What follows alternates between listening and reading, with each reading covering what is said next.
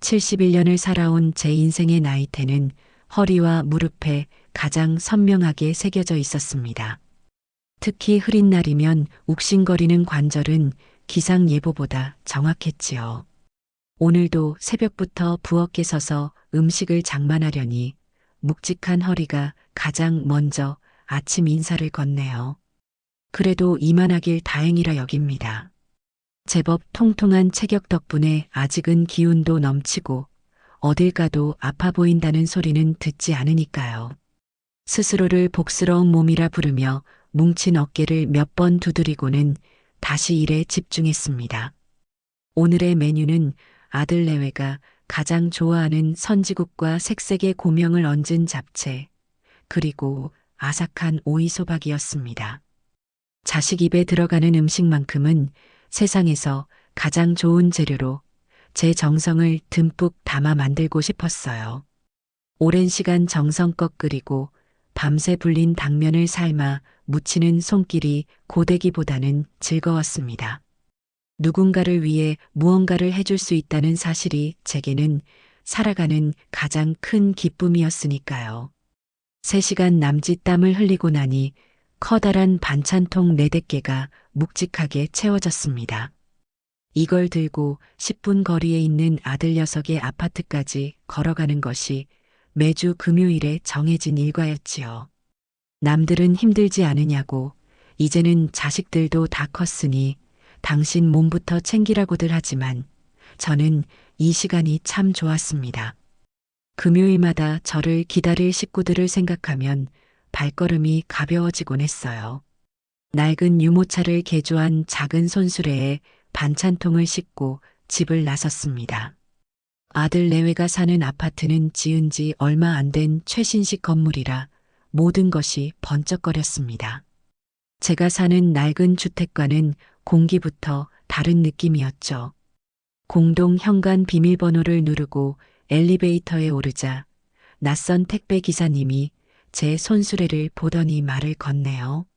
어르신, 이 댁에 반찬 배달하시나 봐요. 정말 정성이시네요. 아들 집에 가는 길입니다. 제 대답에 그는 부럽다는 표정을 지었습니다. 이런 사소한 칭찬에도 어깨가 으쓱해지는 것을 보면 저도 어쩔 수 없는 엄마인가 봅니다. 딩동 하고 초인종을 누르자 잠시 후에야 문이 빼꼼히 열렸습니다. 화사한 홈웨어를 입은 며느리 서연이가 반가운 미소를 지으며 저를 맞았지요. 어머니, 오셨어요? 아이고, 이걸 또 언제 다 하셨어요? 매번 무겁게. 괜찮다. 너희들 먹는 것만 봐도 나는 배가 불러. 우준이는 아직 안 왔니? 네, 아직 어린이집에 있어요. 들어오셔서 차라도 한잔하고 가세요, 어머니. 며느리는 항상 그렇게 상냥하게 말했지만 단 한 번도 저를 집안으로 제대로 들인 적은 없었습니다. 그녀는 늘 현관문 앞에 서서 제가 가져온 반찬통을 먼저 건네받았어요. 오늘도 역시 제 손에서 반찬통을 모두 받아든 후에야 몸을 살짝 비켜 길을 터주더군요. 마치 무거운 짐을 내려놓아야만 안으로 들어올 자격이 생긴다는 무언의 규칙 같았습니다. 괜찮다고, 나는 괜찮다고 속으로 수십 번 되뇌며 거실로 들어섰습니다. 어머니, 잠시만요. 이거 냉장고에 넣고 바로 차 내어 드릴게요. 서연이는 분주하게 반찬통을 정리했습니다. 저는 잠시 소파에 앉아 널찍한 아들 내외의 집을 둘러보았습니다. 모델하우스처럼 깔끔하게 정돈된 집은 사람 사는 옹기보다는 서늘한 전시장의 느낌을 주었어요. 제가 평생을 살아온 집과는 참 많이 달랐습니다. 제 집은 세월의 흔적이 묻은 낡은 가구들과 손때 묻은 살림살이로 가득해서 어디에 눈을 두어도 추억이 방울방울 맺혀 있었거든요. 곧 며느리가 향긋한 찻잔을 들고 와 제 앞에 놓았습니다. 어머니, 힘들게 오셨는데 드시고 가세요. 요즘 무릎은 좀 어떠세요? 응, 여전히 비가 오려는지 쑤시는 것 말고는 괜찮아. 그러게 제가 말씀드렸잖아요. 어머니 댁은 계단도 많고 너무 넓어서 어머니 혼자 관리하시기 힘들어요. 서연이는 걱정스러운 표정을 지으며 운을 뗐습니다. 이것이 오늘 저를 집안으로 들인 진짜 이유라는 것을 그때는 미처 몰랐습니다. 힘들긴 평생을 살았는데 나한테는 이만한 집이 없다. 그래도요, 어머니. 특히 겨울에는 난방비가 만만치 않으시잖아요. 보일러가 오래돼서 효율도 많이 떨어질 텐데요. 그때 퇴근하고 돌아온 아들 태호가 며느리의 대화에 자연스럽게 끼어들었습니다. 땀에 젖은 와이셔츠 차림이었지만 현관에 들어서자마자 이 주제에 합류하는 것이 어딘가 이상하게 느껴졌어요. 어머니 오셨어요? 서연이 말이 맞아요. 혼자 계시기에 관리할 것도 너무 많고요. 청소는 또 어떻게 다 하세요? 사람 부르면 그만이다. 아직은 나 혼자 지내는 게 편해. 저는 단호하게 말했지만 아들 녀석은 포기하지 않았습니다. 마치 오늘 꼭 결판을 내야 한다는 사람처럼 끈질기게 물고 늘어졌지요. 저희가 그 집으로 들어가서 같이 사는 건 어떠세요? 집도 넓으니 저희 세 식구 들어가도 충분하고 그러면 어머니도 저희가 매일 챙겨드릴 수 있으니 편하시고요. 저희는 또 새 집 장만하는 돈도 아낄 수 있으니 좋고요. 마지막 말이 아들의 본심이라는 것을 알아차렸지만 애써 모른 척했습니다. 자식이 부모에게 기댈 수 있는 것은 어쩌면 당연한 일이니까요. 하지만 제 집은 남편과 함께 평생을 일궈온 우리의 역사이자 제 마지막 자존심이었습니다. 그곳을 떠나고 싶은 마음은 추호도 없었지요. 됐다. 너희는 너희끼리 편하게 사는 게 좋아. 나는 지금처럼 너희들 얼굴 가끔 보면서 사는 걸로 족하다. 제 완강한 태도에 아들과 며느리는 잠시 서로의 얼굴을 쳐다보더군요. 그 짧은 순간 두 사람의 눈빛에 스쳐 지나간 실망감을 저는 보았습니다. 그들이 제 건강이나 편안함을 걱정하는 것이 아니라는 사실에 가슴 한쪽이 시큰거렸어요. 더 앉아 있다가는 속상한 소리만 나올 것 같아 자리에서 일어났습니다. 슬슬 가봐야겠다. 너희도 저녁 챙겨 먹어라. 벌써 가시게요, 어머니? 저녁이라도 드시고 가시지. 며느리가 입에 발린 소리로 저를 붙잡았지만 저는 손을 저으며 현관으로 향했습니다. 텅 빈 손수레를 끌고 아파트를 나서는 발걸음이 올 때와는 비교할 수 없을 만큼 무거웠습니다. 며칠 뒤 주말을 맞아 아들 내외가 손주 우준이를 데리고 저희 집에 왔습니다. 시끌벅적한 손주의 목소리가 들리니 며칠간 가라앉았던 마음도 조금은 나아지는 듯 했어요. 할머니, 보고 싶었어요. 6살 배기 우준이가 제 품에 와락 안겼습니다. 저는 아이를 번쩍 들어 안아주며 볼에 입을 맞추었습니다. 포동포동한 아이의 뺨에서 나는 달콤한 냄새가 세상 그 어떤 향수보다 향기로웠지요. 우리 강아지, 그동안 할머니 안 보고 싶었어? 네, 엄청요. 엄마 아빠보다 더요. 아이의 해맑은 대답에 거실에는 웃음꽃이 피었습니다. 아들과 며느리는 소파에 자리를 잡았고 저는 시원한 수박과 과일을 내어왔습니다. 우준이는 거실 한쪽 구석에 있는 낡은 돼지 저금통을 발견하고는 신이 나서 달려갔습니다. 제가 어릴 적부터 동전을 모으던 이제는 장식품이 되어버린 붉은색 저금통이었죠. 할머니, 이거 진짜 돼지예요? 하, 돼지 모양 저금통이란다.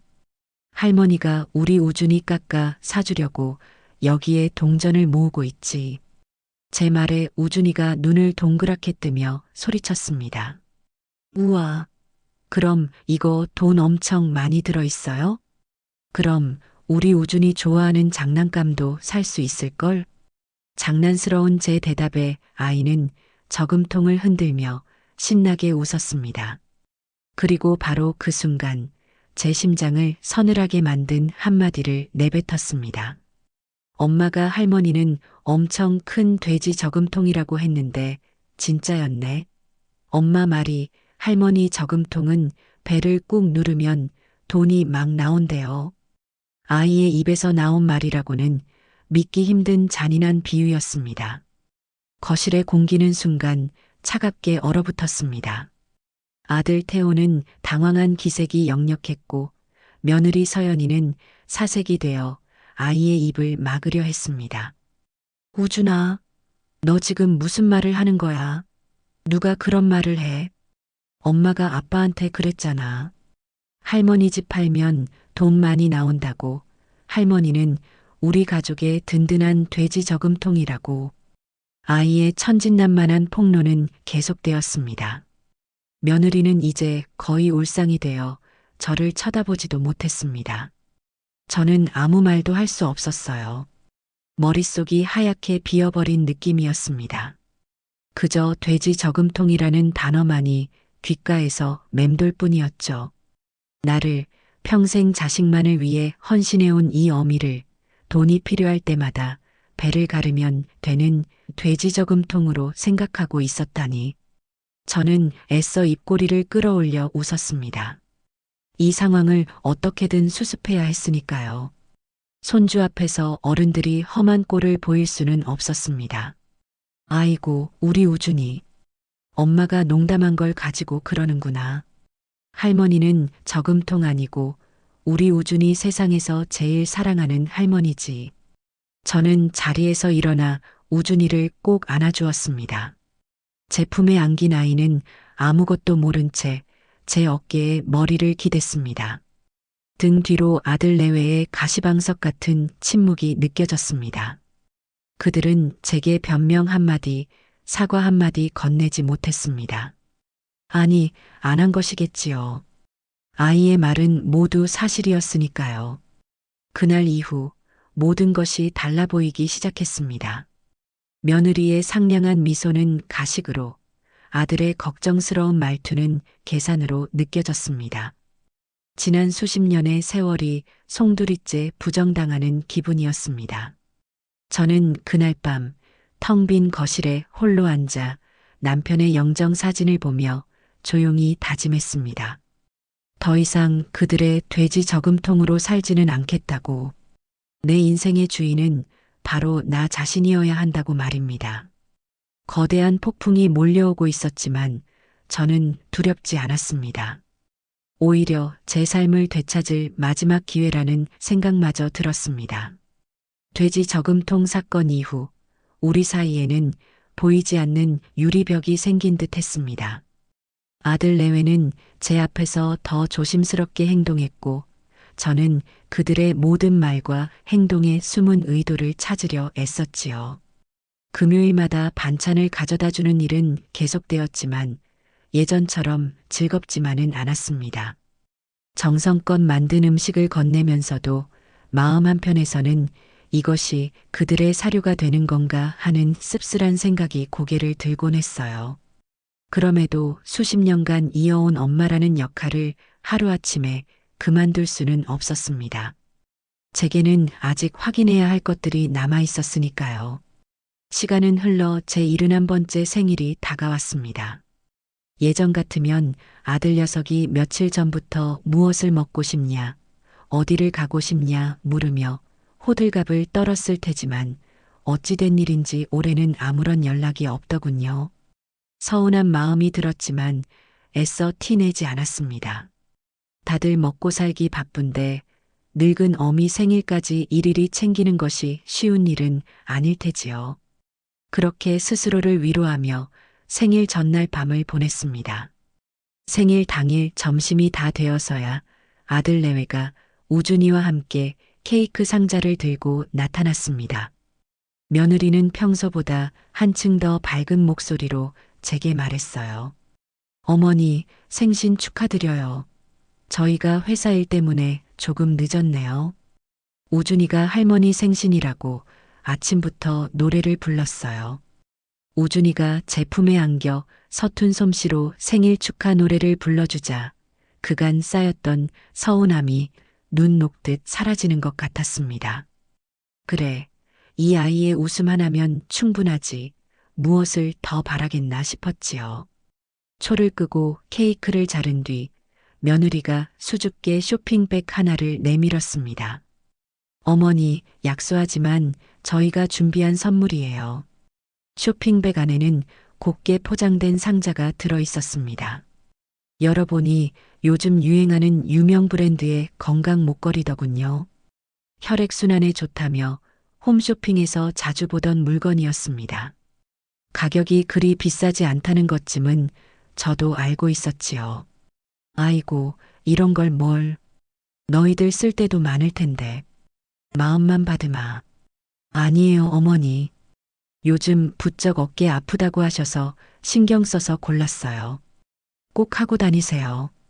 아들의 말에 저는 고개를 끄덕이며 목걸이를 상자째로 협탁 위에 올려두었습니다. 그들이 떠난 뒤 저는 홀로 앉아 식어버린 미역국을 데워 먹었습니다. 자식들이 차려준 생일상이 아니라는 사실이 조금은 쓸쓸했지만 그래도 찾아와 준 것만으로도 감사하기로 했습니다. 문제는 그 다음 주에 터졌습니다. 여느 때처럼 반찬을 전해주러 아들의 집에 들렀을 때였어요. 현관문 앞에서 반찬통을 건네주는데 안에서 며느리가 누군가와 통화하는 소리가 새어나왔습니다. 친정어머니와 이야기하는 듯 했어요. 엄마, 다음 주 생일 기대해도 좋아. 내가 엄마 마음에 쏙 드는 걸로 준비했거든. 저는 무심코 멈춰서서 귀를 기울였습니다. 응, 지난번에 백화점 갔을 때 엄마가 예쁘다고 했던 그 가방 있잖아. 에르메지아 신상으로 나온 거. 그거 내가 미리 예약해뒀어. 색깔도 엄마가 좋아하는 와인색으로. 에르메지아라면 제가 TV 드라마에서나 보던 수백만 원을 호가하는 명품 브랜드였습니다. 제게 선물한 몇만 원짜리 건강 목걸이와는 비교조차 할 수 없는 금액이었지요. 돈은 걱정하지 마. 태호 씨가 보너스 받은 걸로 흔쾌히 사준다고 했으니까. 엄마는 우리 집안의 기둥인데 그 정도는 해드려야지. 우리 엄마 기죽는 건 내가 못 보잖아. 통화 내용을 듣는 순간 제 손에서 힘이 쭉 빠져나가는 기분이었습니다. 며칠 전 제 생일에 어깨 아플까봐 신경 써서 골랐다던 아들의 말이 귓가에 울렸습니다. 그 말이 얼마나 가볍고 공허한 것이었는지 깨닫게 되었지요. 친정 어머니의 길을 살려주기 위해 수백만 원을 쓰는 아들 내외에게 시어머니의 건강을 위한 투자는 고작 몇만 원이면 충분했던 것입니다. 저는 더 듣고 있을 수가 없어 조용히 뒤돌아섰습니다. 그날 제가 정성껏 만든 반찬들은 그들의 냉장고에 들어가지 못하고 제 손수레에 실려 다시 집으로 돌아와야 했습니다. 그 일이 있고 나서부터 저는 아들 내외를 향한 기대를 완전히 접었습니다. 더는 상처받고 싶지 않았어요. 그러던 어느 가을날 겨울을 나기 위해 마당에 있는 장독대들을 양지 바른 곳으로 옮겨야 했습니다. 젊었을 적에는 혼자서도 번쩍번쩍 들던 것이지만 이제는 장독 하나를 끄는 것조차 버거운 나이가 되었지요. 어쩔 수 없이 아들에게 전화를 걸어 도움을 청했습니다.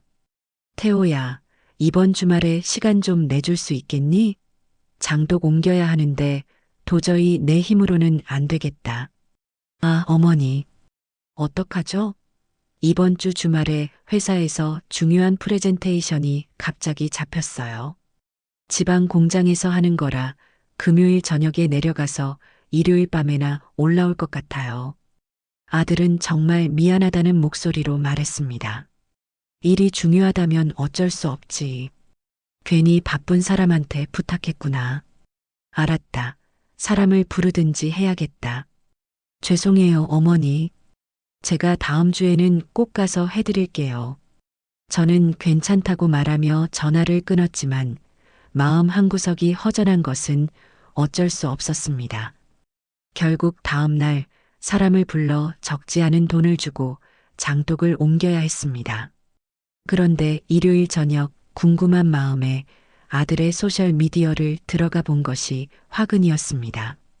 아들의 페이지에는 오랜만에 친구들과 가을 골프라는 글과 함께 활짝 웃고 있는 사진 여러 장이 올라와 있었습니다. 사진 속 아들은 푸른 잔디 위에서 골프채를 휘두르며 더없이 행복해 보였지요. 사진이 올라온 시간은 토요일 오후였습니다. 제게는 지방 공장에 내려가 밤새워 일해야 한다고 말했던 바로 그 시간이었습니다. 저는 한참 동안 휴대폰 화면에서 눈을 떼지 못했습니다. 심장이 철렁 내려앉는다는 것이 이런 기분일까요? 아들이 제게 거짓말을 한 것입니다.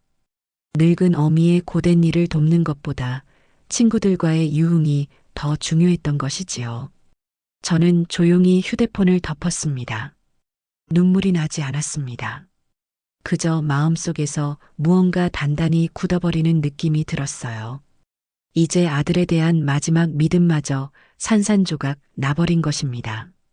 연이은 사건들로 마음의 문을 거의 닫아갈 무렵 결정적인 사건이 터졌습니다. 그날 저녁 아들 내외가 예고도 없이 저희 집을 찾아왔습니다. 평소와는 달리 잔뜩 굳은 표정이었어요. 어머니, 드릴 말씀이 있어서 왔어요. 자리에 앉자마자 아들이 무겁게 입을 열었습니다. 며느리는 옆에서 안절부절 못하며 제 눈치를 살폈지요. 무슨 일이냐? 꼭 할 말 있는 사람처럼. 사실 저희가 이번에 우준이 교육 때문에 조금 더 넓은 평수로 이사를 갈까 생각 중이에요. 그런데 대출을 알아보니 저희 신용만으로는 한도가 좀 부족하더라고요. 그래서 은행에서 상담을 받았는데 부모 명의의 자산이 있으면 신용도를 높게 평가해줘서 대출 한도가 올라간다고 하더군요. 그래서 말인데요, 어머니. 아들은 잠시 말을 고르더니 제 눈을 똑바로 쳐다보며 말했습니다. 어머니께서 가지고 계신 부동산이나 예금 내역 같은 자산 목록을 저희에게 좀 알려주실 수 있을까요? 서류를 제출해야 해서요. 그냥 저희 신용도 올리는 데만 쓰고 절대 다른 용도로는 사용 안 할게요. 저는 그 말을 듣는 순간 숨이 턱 막혔습니다. 이제는 대놓고 제 재산을 탐내는구나 싶었습니다. 돼지 저금통이라던 아이의 말이, 비싼 명품 가방이, 골프장에서의 거짓말이 모두 하나의 그림으로 맞춰지는 순간이었지요. 이 모든 것의 종착지는 결국 제 돈이었던 것입니다. 내 재산을 너희가 알아서 뭘 하겠다는 거냐? 제 목소리는 저도 모르게 차갑게 나갔습니다. 며느리는 제 반응에 화들짝 놀라며 다급하게 말을 보탰습니다. 어머니, 오해하지 마세요. 저희가 어머니 돈을 달라는 게 절대 아니에요. 그냥 서류상으로 증명만 하면 되는 거래요. 저희가 대출 받는데 꼭 필요해서 그래요, 어머니. 너희가 정 필요하면 이 집을 담보로 대출을 받든지 해라. 내 통장에 얼마가 있는지는 나도 모른다. 어머니, 집만으로는 부족해요. 전체 자산을 증명해야 최대 한도가 나온단 말이에요. 그냥 목록만 알려주시면 되는데 그게 그렇게 어려우세요? 아들의 목소리에는 짜증이 섞여 있었습니다. 마치 당연히 해줘야 할 일을 제가 고집부려 안 해준다는 듯한 태도였지요. 저는 자리에서 일어났습니다. 더 이상 이들과 얼굴을 마주하고 싶지 않았어요. 생각해보마. 오늘은 그만 돌아가거라. 제 단호한 말에 아들 내외는 더 이상 아무 말도 하지 못하고 자리에서 일어났습니다. 돌아가는 두 사람의 뒷모습을 보며 저는 결심했습니다. 더는 망설일 시간이 없다고. 그들이 제게서 무언가를 더 빼앗아 가기 전에 제가 먼저 움직여야 한다고 말입니다. 제 안에 무언가가 완전히 그리고 영원히 부서져 내린 밤이었습니다. 차가운 결심이 마음속에서 단단하게 굳어가던 며칠 뒤 제 결심을 현실로 옮기게 할 사건이 새벽의 정적을 깨고 찾아왔습니다. 아직 동이 트지 않은 이른 새벽 머리맡에 둔 휴대폰이 요란하게 울렸지요. 잠결에 받아든 전화기 너머로 며느리의 다급한 목소리가 들려왔습니다. 어머니, 어떡해요. 우준이가 열이 펄펄 끓어요. 밤새 끙끙 앓더니 온몸이 불덩이 같아요. 손주가 아프다는 소리에 잠이 확 달아났습니다. 저는 몸을 벌떡 일으키며 물었습니다. 병원에는 가봤니? 해열제는 먹였고? 네, 어젯밤부터 먹였는데도 열이 안 떨어져요. 그런데 어머니, 제가 오늘 새벽부터 부산으로 가야 하는 중요한 출장이 잡혀 있어요. 회사 사활이 걸린 프로젝트라 도저히 빠질 수가 없는데 정말 어떡하죠? 며느리는 금방이라도 울음을 터뜨릴 듯한 목소리로 말했습니다. 태호는 며칠 전부터 해외 출장 중이라 집에 없다고 하더군요. 아이가 아픈데 출장을 가야 하는 며느리의 마음도 오죽할까 싶으면서도 이 상황이 마치 짜맞춘 듯이 돌아간다는 느낌을 지울 수가 없었습니다. 하지만 아픈 손주를 외면할 수는 없는 노릇이었지요. 걱정하지 마라. 내가 지금 바로 그리로 갈 테니 너는 출장 갈 준비를 하거라. 정말요, 어머니? 정말 감사해요. 제가 어머니 아니었으면 어쩔 뻔했어요. 전화를 끊자마자 저는 옷을 허둥지둥 꿰어 입었습니다. 겉옷을 챙겨 입고 현관을 나서는데 문득 이런 생각이 들었습니다. 과연 이 출장은 진짜일까? 아들의 골프 약속이 떠올랐기 때문입니다. 하지만 아이가 아프다는 말에 모든 의심을 머릿속에서 지워버렸습니다. 지금은 다른 생각을 할 때가 아니었지요. 택시를 잡아 타고 아들의 아파트로 향하는 내내 제발 우준이가 별일 없기만을 간절히 기도했습니다. 아들 집에 도착하니 며느리는 이미 출장용 캐리어를 꾸려놓고 저를 기다리고 있었습니다. 방 안에서는 우준이가 끙끙 앓는 소리가 들려왔지요. 어머니, 정말 죄송하고 감사해요. 여기 해열제랑 물수건 준비해뒀어요. 아이 열이 안 떨어지거나 무슨 일 있으면 꼭 제 업무용 폰으로 연락 주세요. 며느리는 허둥지둥 제게 몇 가지를 당부하고는 짐을 챙겨 나갔습니다. 정신이 없어서 개인 휴대폰은 충전기에 꽂아두고 업무용 폰만 가져가요. 부탁드릴게요, 어머니.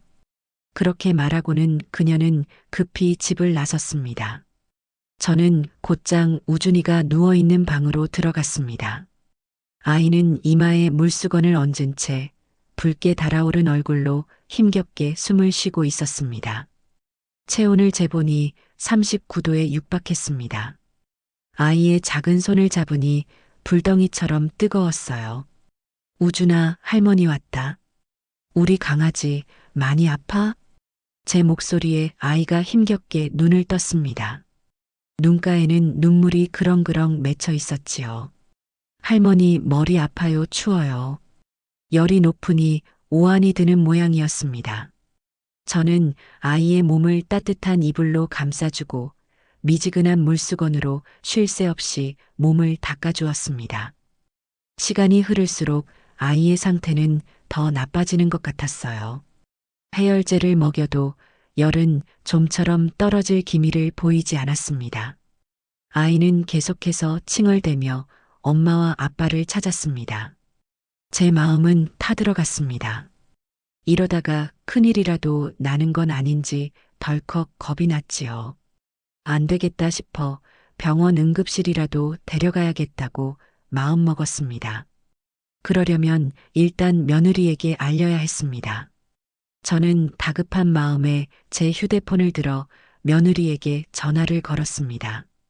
평소 저장해둔 우리 며느리라는 이름을 찾아 망설임 없이 통화 버튼을 눌렀지요.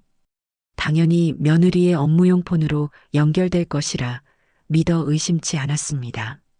그런데 전화를 건 직후 제 귀에 익숙한 수신음 대신 거실 저편에서 요란한 벨소리가 울리기 시작했습니다. 고개를 돌리자 며느리가 나가기 전 말했던 대로 충전기에 꽂혀 있던 그녀의 개인 휴대폰 화면이 환하게 빛나고 있었습니다. 그리고 그 작은 사각형 화면 위로 세상에서 가장 잔인하고 모욕적인 낙인처럼 선명하게 떠오른 두 글자가 제 눈에 박혔습니다. 돼지. 순간 세상의 모든 소리가 멎는 듯 했습니다. 온몸의 피가 차갑게 식어버리는 기분이었습니다.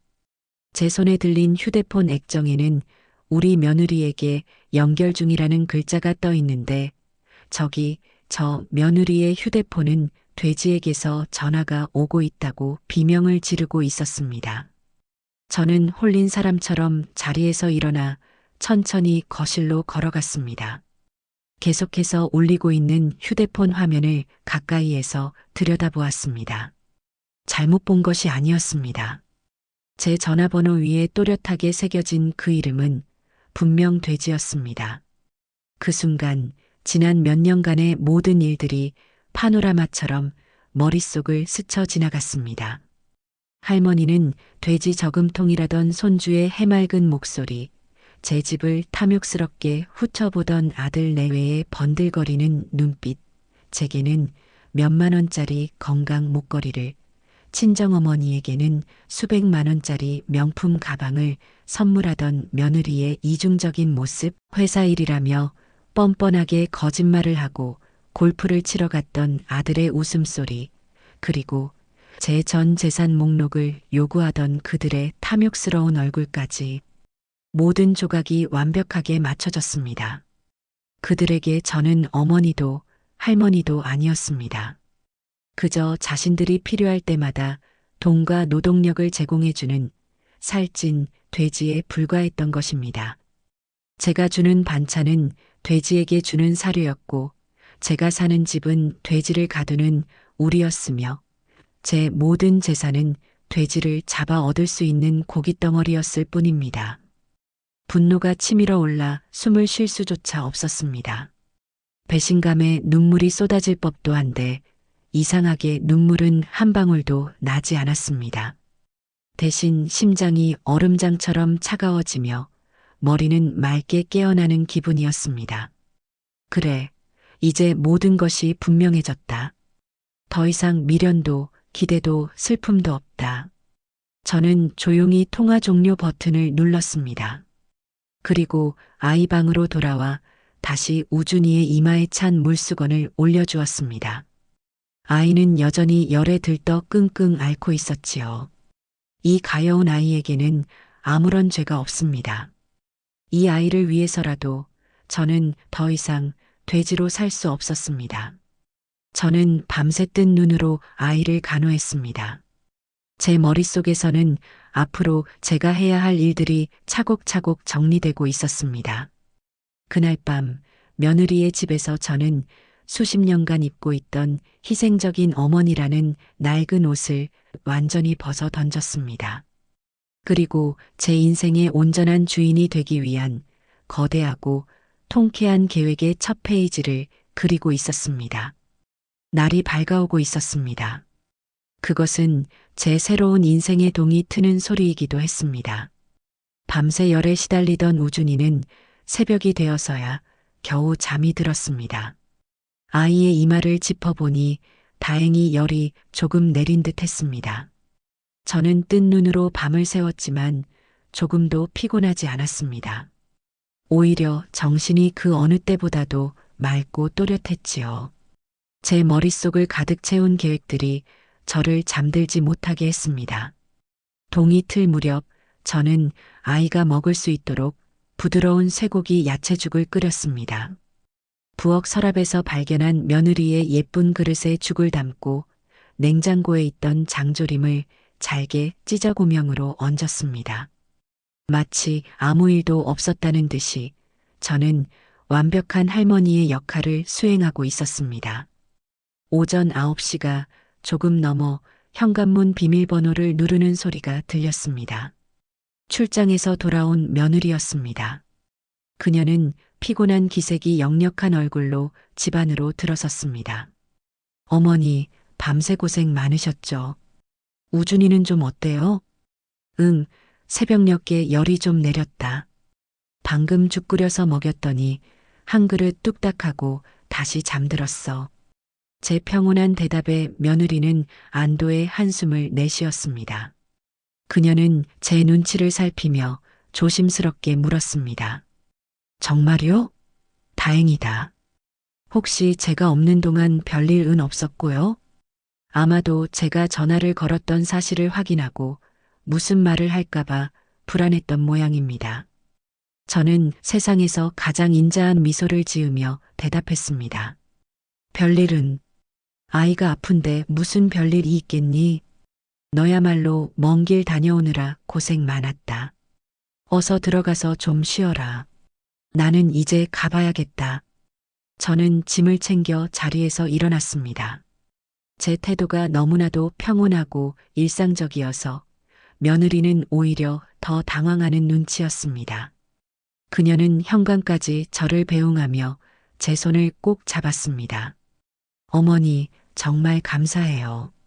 어머니 아니었으면 저 정말 큰일 날 뻔했어요. 이 은혜는 평생 잊지 않을게요. 그녀의 손은 따뜻했지만 저는 그 감촉이 마치 차가운 뱀이 제 팔을 휘감는 것처럼 느껴져 소름이 돋았습니다. 저는 부드럽게 그 손을 빼내며 말했습니다. 됐다. 가족끼리 은혜는 무슨. 너도 피곤할 테니 어서 들어가. 우준이 잘 부탁한다. 저는 뒤도 돌아보지 않고 아파트를 나섰습니다. 엘리베이터에 닫히는 문에 비친 제 얼굴은 놀랍도록 차분하고 냉정했습니다. 그 완벽한 연극을 끝으로 제 인생의 일막은 완전히 막을 내렸습니다. 이제 이 막을 시작할 시간이었습니다. 집에 돌아온 저는 샤워를 하고 가장 좋은 옷으로 갈아입었습니다. 그리고 잠시 숨을 고른 뒤 수첩을 꺼내 전화번호를 찾아 전화를 걸었습니다. 30년 넘게 알고 지낸 동네에서 가장 신뢰받는 부동산 중개인이었지요. 사장님, 저 연순이에요. 잘 지내시죠? 아이고, 형수님, 오랜만입니다. 무슨 일로 전화를 다 주셨어요? 다름이 아니라 제가 집을 좀 팔려고요. 제 말에 수화기 너머의 사장님이 깜짝 놀란 듯 되물었습니다. 네, 집을요? 형수님, 그 집을 왜 파세요? 평생 사실 것처럼 가꾸시더니 사정이 좀 생겼습니다. 그래서 말인데 이 집을 가장 빠르고 가장 조용하게 처분해 주셨으면 해요. 시장에 소문이 나지 않게 확실한 사람에게 넘기고 싶습니다. 제 단호한 목소리에 사장님은 상황이 심상치 않다는 것을 직감한 듯 했습니다. 알겠습니다, 형수님. 형수님 뜻이 그러시다면야 제가 최선을 다해야죠. 금매로 내놓으면 가격을 좀 손해보실 수도 있는데 괜찮으시겠어요? 상관없습니다.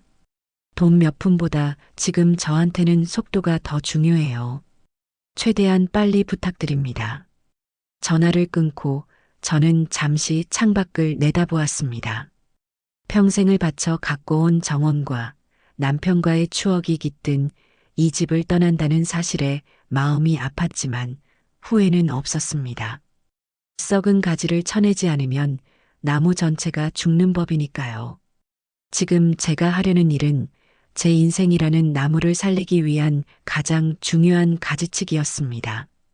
두 번째 전화는 은행에서 오랫동안 제 자산을 관리해준 김성민 팀장에게 걸었습니다.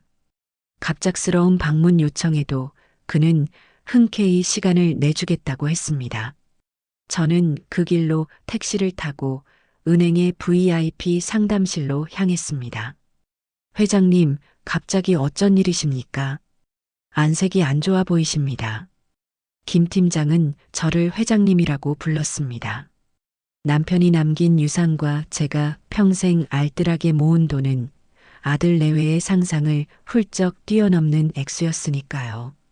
김 팀장, 내가 오늘 여기 온 건 내 전 재산을 정리하고 싶어서예요. 정리라니요. 그게 무슨 말씀이십니까?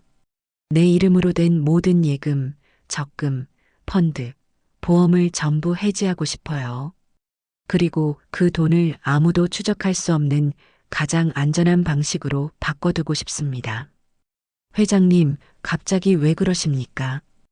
혹시 무슨 협박이라도 받으시는 겁니까? 아드님이나 며느님은 이 사실을 알고 있습니까? 아니, 아무도 몰라. 그리고 앞으로도 몰라야 해. 이건 나 혼자만의 결정이야. 김 팀장은 내가 시키는 대로만 해주면 돼요. 할 수 있겠어요? 제 눈빛에서 보통 일이 아님을 읽었는지 그는 잠시 생각에 잠기더니 이내 결심한 듯 입을 열었습니다. 알겠습니다, 회장님. 회장님의 뜻이 그러시다면 제가 가진 모든 지식과 네트워크를 동원해서 가장 완벽하게 처리해 드리겠습니다. 다만 시간이 조금 걸리고 절차가 꽤 복잡할 겁니다.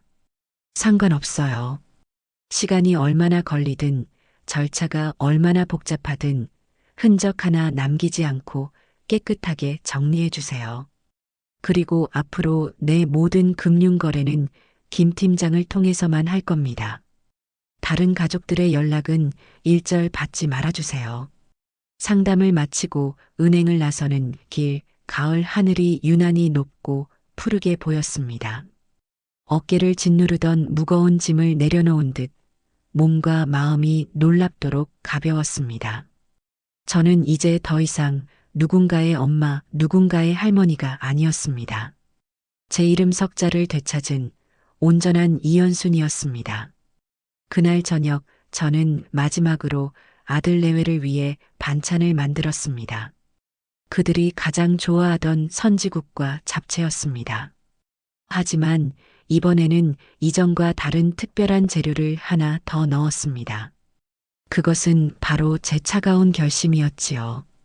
반찬통을 모두 포장한 뒤 저는 작은 메모지 하나를 꺼내 짧은 글귀를 적었습니다. 그리고 그 메모를 가장 큰 선지국 통 아래에 단단히 붙였습니다. 이 반찬이 그들에게 도착했을 때 비로소 제 통쾌한 복수국에 진짜 막이 오르게 될 것입니다. 모든 준비는 끝났습니다. 금요일 아침이 밝았습니다.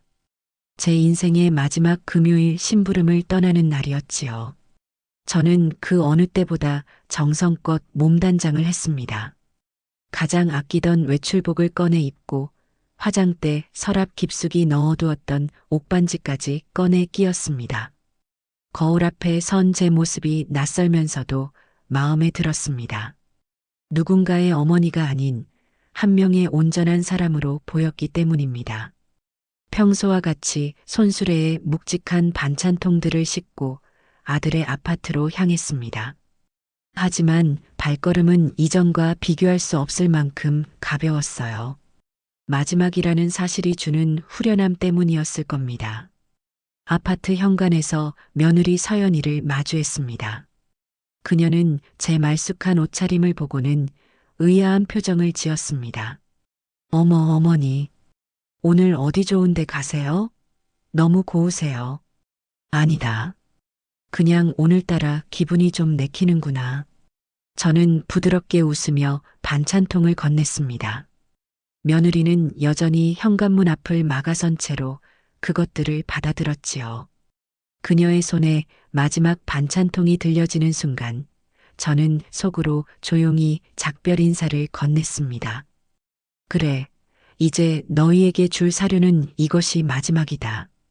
어머니, 저번에 우준이 봐주신 거 정말 감사했어요.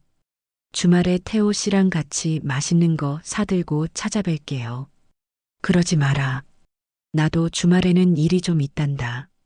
네, 무슨 일이요?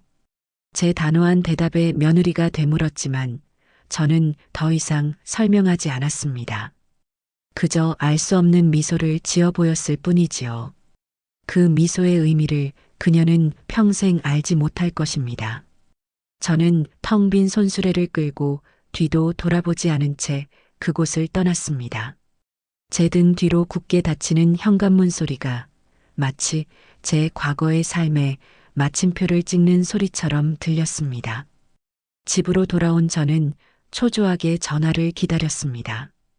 약속했던 부동산 사장님의 전화였지요.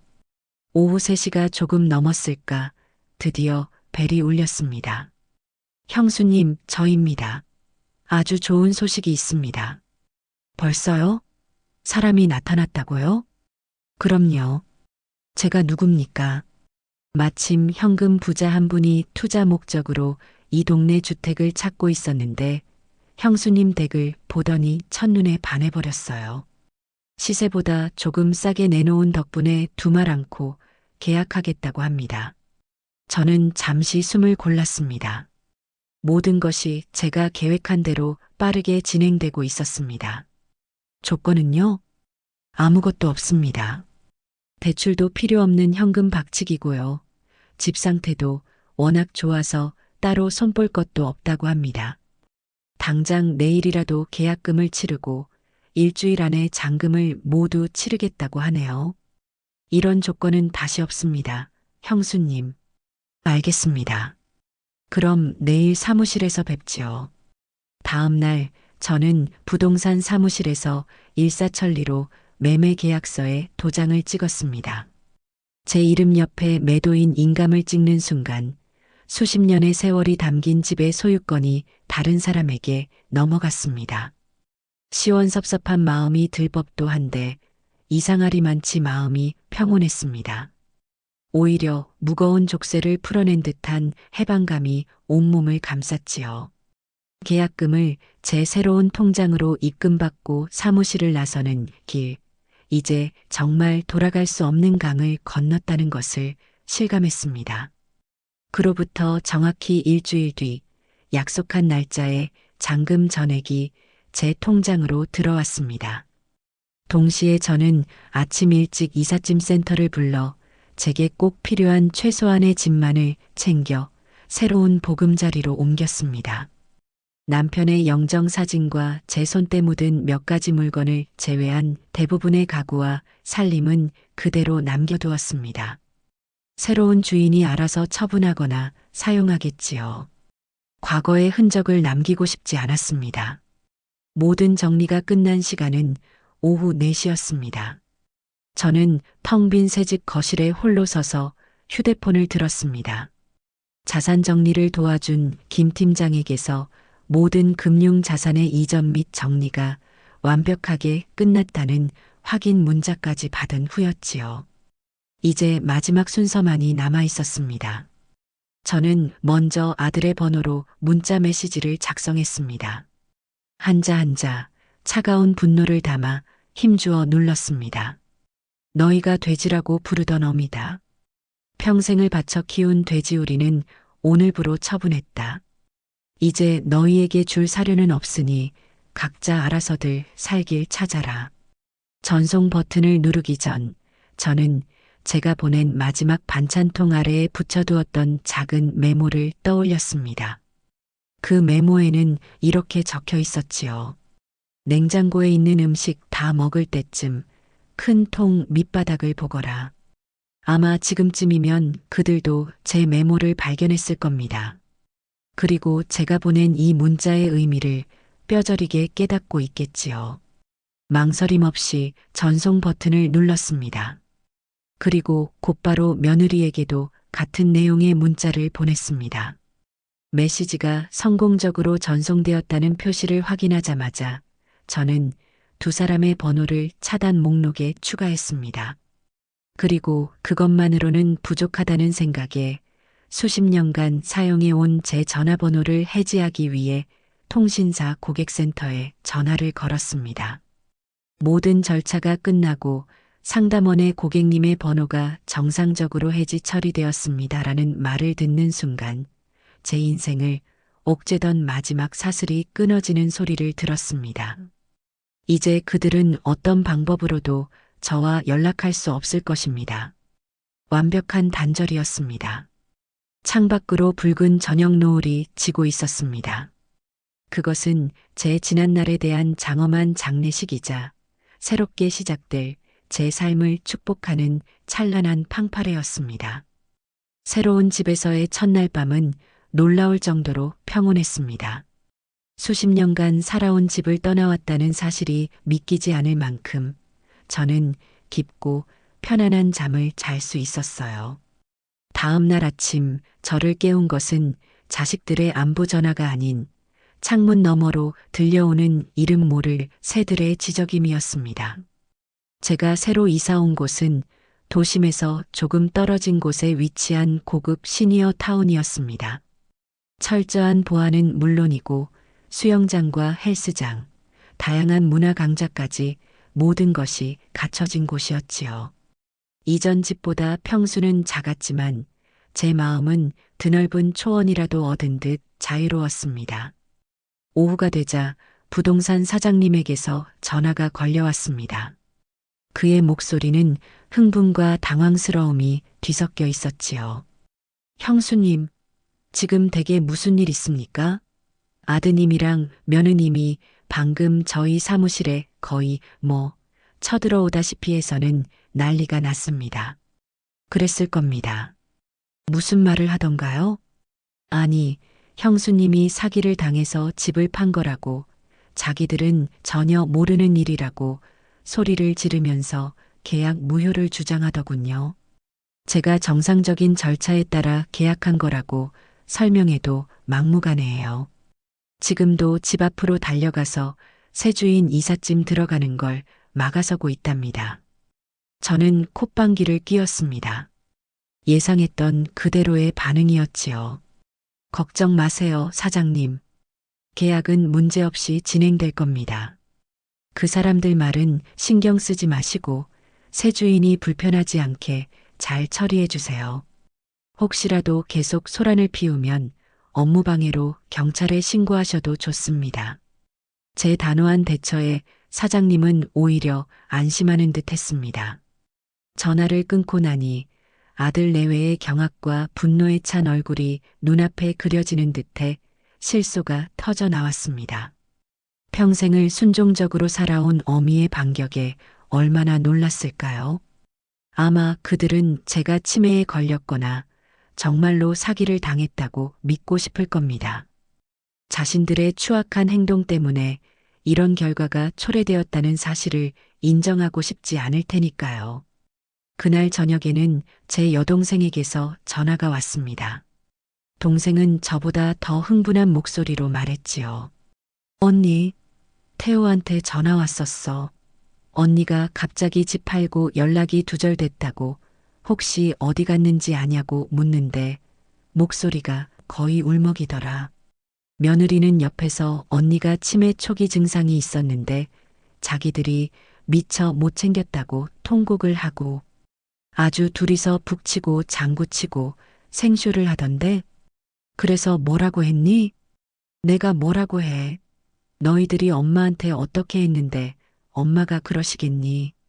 하늘이 무섭지도 않으냐고 소리 한번 빽 질러주고 끊어버렸지. 언니, 도대체 무슨 일이야? 괜찮은 거야? 저는 동생을 안심시키고 조만간 모든 것을 설명해 주겠다고 말한 뒤 전화를 끊었습니다. 아들 내외는 이제 본격적으로 저를 정신 나간 늙은이로 만들기 위한 여론전에 돌입한 모양이었습니다.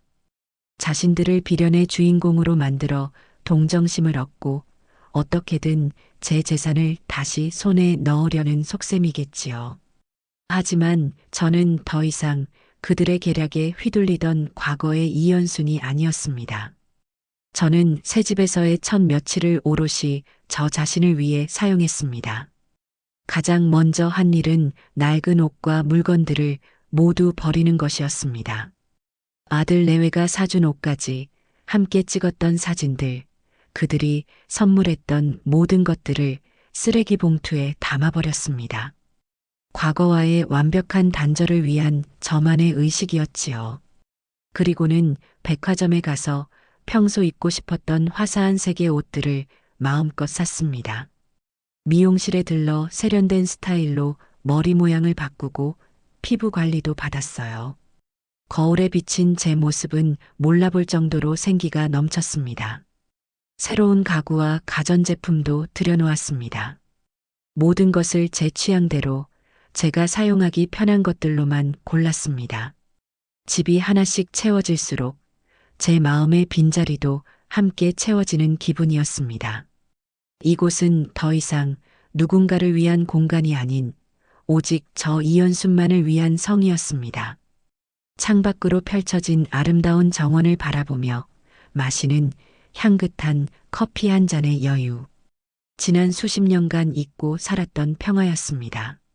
며칠 뒤 한 친척에게서 조심스러운 연락이 왔습니다. 형님, 괜찮으세요? 태호 엄마 말 들어보니 형님이 사기당해서 집도 날리고 충격으로 정신이 오락가락하신다던데. 며느리가 친척들에게까지 저에 대한 거짓 소문을 퍼뜨리고 다닌다는 것을 확인하는 순간이었습니다. 그들은 저를 사회적으로 고립시켜 무력하게 만들 작정이었습니다. 제가 아무런 반격도 하지 못할 것이라고 확신하고 있겠지요. 저는 차분하게 대답했습니다. 걱정해 주셔서 고마워요, 동서. 하지만 그거 다 사실 아니에요. 제가 제정신으로 결정한 일이고 지금 누구보다 잘 지내고 있답니다. 조만간 제가 왜 그랬는지 모두가 알게 될 날이 올 거예요. 전화를 끊은 저는 조용히 생각에 잠겼습니다. 이제 그들의 거짓말에 마침표를 찍을 시간이 다가오고 있었습니다. 저는 서재방에 고이 보관해 두었던 며느리가 사용하던 낡은 태블릿 PC를 꺼내 들었습니다. 그 안에는 아마도 이 모든 진실을 밝혀줄 판도라의 상자가 잠들어 있을 것입니다. 아들 내외가 퍼뜨린 악의적인 소문은 생각보다 빠르게 친척들 사이에 퍼져나갔습니다. 제가 정말로 큰 사기를 당해 모든 것을 잃었고 그 충격으로 자식마저 알아보지 못하는 딱한 노인이 되었다는 이야기가 기정사실처럼 받아들여지는 분위기였지요. 그들의 전화나 문자에 제가 일절 답하지 않는 것이 그 소문에 신빙성을 더해주는 듯 했습니다. 몇몇 친척들은 제게 동정심을 표하면서도 속으로는 자식에게 재산 미리 안 물려주려고 고집부리더니 꼴 좋다며 수군댈 것이 분명했습니다. 이대로 당하고만 있을 수는 없었습니다. 저는 반격을 위한 준비를 시작했습니다. 가장 먼저 제 곁을 든든하게 지켜줄 지원군을 모으기로 했지요. 저는 제 여동생과 중학교 시절부터 모든 것을 공유해온 평생지기 친구 2명을 새로운 집으로 초대했습니다. 갑작스러운 초대에도 세 사람은 한달음에 달려와 주었습니다. 언니, 이게 어떻게 된 집이야? 무슨 궁궐 같네. 태호가 언니 이상해졌다고 난리던데 이렇게 멀쩡하고 좋아 보이는데? 여동생은 집안을 휘둥그렇게 둘러보며 말했습니다. 친구들 역시 제 안색이 그 어느 때보다 좋아 보인다며 안심하는 눈치였어요. 저는 세 사람을 거실 테이블에 앉히고 정성껏 내린 커피를 한 잔씩 대접했습니다. 그리고 오랫동안 가슴속에 담아두었던 이야기들을 하나씩 꺼내놓기 시작했습니다. 돼지 저금통이라 불렸던 날부터 제 생일과 며느리 친정어머니의 생일에 받았던 차별적인 대우, 아들의 뻔뻔한 거짓말, 그리고 제 전 재산을 노골적으로 요구했던 그날의 일까지 담담하게 이야기를 이어가는 동안 세 사람은 아무 말 없이 제 이야기를 들어주었습니다. 그리고 마지막으로 제가 며느리의 휴대폰에서 돼지라는 이름을 발견했던 그날의 충격적인 사건을 털어놓았을 때 마침내 정적이 깨졌습니다. 그런. 여동생은 분노에 얼굴이 새빨개졌고 친구들은 할 말을 잃은 채 입만 떡 벌리고 있었습니다. 내가 평생을 바쳐 키운 자식한테 그런 취급을 받았어. 더 이상은 그들의 돼지로 살 수 없다는 생각에 모든 걸 정리하고 여기로 온 거야. 내가 미친 거니? 내가 잘못한 거야? 제 질문에 여동생이 자리에서 벌떡 일어나 제 손을 잡았습니다. 언니가 뭘 잘못해? 1000번 만번 잘했지. 그런 것들은 자식도 아니야. 당장 가서 머리끄덩이라도 잡고 싶은 심정이다. 친구들 역시 제 편이었습니다. 연순아, 정말 고생 많았다. 이제라도 너 자신을 위해 살기로 한 거 정말 잘한 결정이야. 우리가 옆에서 뭐든지 도와줄게. 친구의 따뜻한 위로에 저는 결국 참았던 눈물을 터뜨리고 말았습니다. 그들의 지지와 위로 속에서 저는 외로운 싸움이 아니라는 사실에 큰 용기를 얻었습니다. 이제 마지막 증거를 찾을 차례였습니다. 저는 서재에서 가져온 낡은 태블릿 PC를 테이블 위에 올려놓았습니다. 이게 뭔데? 서연이가 예전에 쓰던 거야. 우준이 쓰라고 주고 갔는데 거의 사용하지 않아서 내가 보관하고 있었어. 혹시나 하는 마음에 가져왔지. 저는 태블릿의 전원을 켰습니다. 다행히 배터리가 조금 남아있더군요. 화면이 켜지고 익숙한 배경화면이 나타났습니다. 며느리의 소셜미디어 계정과 메신저 앱이 그대로 로그인되어 있었지요. 저는 떨리는 손으로 메신저 앱을 열었습니다. 그리고 아들 태호와의 대화창을 찾아 가장 위로 올리기 시작했습니다. 그들의 대화는 제 상상을 훨씬 뛰어넘는 수준이었습니다. 오늘 그 돼지 또 반찬 들고 왔어? 응, 자기 딴에는 정성이라고 바리바리 싸웠더라. 음식물 쓰레기만 늘었네. 고생했네, 우리 자기. 조금만 참아. 진명이만 빨리 우리 앞으로 돌려놓으면 그 짓도 끝이니까. 어머니가 버티면 어떡해? 그냥 확 우리가 들어가서 살아버릴까? 성질 급하긴. 그러다 일 그르쳐. 돼지는 잘 구슬려서 스스로 잡게 만들어야지. 억지로 끌고 오면 탈이 나는 법이야. 대화 내용을 소리내어 읽어주는 제 목소리는 분노로 떨렸습니다. 여동생과 친구들은 경악을 금치 못했습니다. 그들의 대화 속에서 저는 인간이 아닌 그저 재산을 가진 가축일 뿐이었습니다. 심지어 제가 만들어준 음식을 음식물 쓰레기라고 표현한 부분에서는 참을 수 없는 모욕감이 치밀어 올랐습니다. 저는 태블릿 화면을 사진으로 찍기 시작했습니다. 그들의 추악한 대화가 담긴 모든 내용을 하나도 빠짐없이 휴대폰 카메라에 담았습니다. 그리고 제가 며느리에게 전화를 걸었을 때 돼지라는 이름이 떴던 그 순간을 재현하기 위해 제 휴대폰으로 태블릿에 전화를 걸어 발신자 표시 화면까지 완벽하게 촬영했습니다. 모든 증거가 확보되었습니다. 이제 진실을 밝힐 시간입니다. 저는 여동생에게 말했습니다. 내가 좀 도와줘야겠다. 친척들 다 모여있는 단체 대화방 있지? 거기에 이 사진들을 전부 올려줘. 제 말에 여동생의 눈이 빛났습니다. 당연하지, 언니. 내가 아주 장엄하게 올려줄게. 어디 그 비련의 주인공 행세하던 우리 조카 며느님 낯짝이 어떻게 변할지 구경 좀 해보자고. 여동생은 제 휴대폰으로 전송받은 사진들을 곧바로 친척 단체 대화방에 올리기 시작했습니다. 수십 장의 사진이 연달아 올라가자 조용하던 대화방이 순식간에 술렁이기 시작했습니다. 그리고 여동생은 이 모든 증거 사진 위에 불같은 분노를 담은 장문의 글을 올렸습니다. 여러분, 그동안 제 언니에 대해 떠돌던 헛소문 때문에 많이들 걱정하셨죠? 여기 그 모든 소문의 진실을 공개합니다. 저희 조카 박태호와 그 아내 강서연이 평생을 헌신한 시어머니를 어떻게 돼지 취급하며 그 재산을 탐내왔는지 여러분의 눈으로 직접 확인하십시오. 치매에 걸려 사기를 당한 것이 아니라 자식들의 탐욕에 신물이 나 스스로 모든 것을 정리하고 새로운 삶을 시작한 것입니다. 이제 누가 진짜 피해자인지 똑똑히 판단해 주시기 바랍니다. 여동생의 글이 올라간 직후 대화방은 정전맞은 상태가 되었습니다. 수백 개의 읽음 표시 숫자만 깜빡일 뿐 한동안 아무도 글을 올리지 못했습니다. 그 정적은 곧이어 터져나올 거대한 폭풍의 전조였습니다. 아들 내외의 가면이 벗겨지는 순간이었습니다.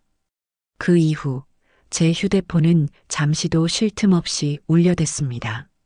물론 제 새로운 번호를 아는 사람은 동생과 친구 2명뿐이었기에 그 모든 소식은 동생을 통해 전달되었지요. 동생은 거의 실시간으로 대화방 상황을 중계해 주었습니다. 그녀의 목소리는 분노와 통쾌함이 뒤섞여 격앙되어 있었어요. 언니, 지금 대화방 난리 났어.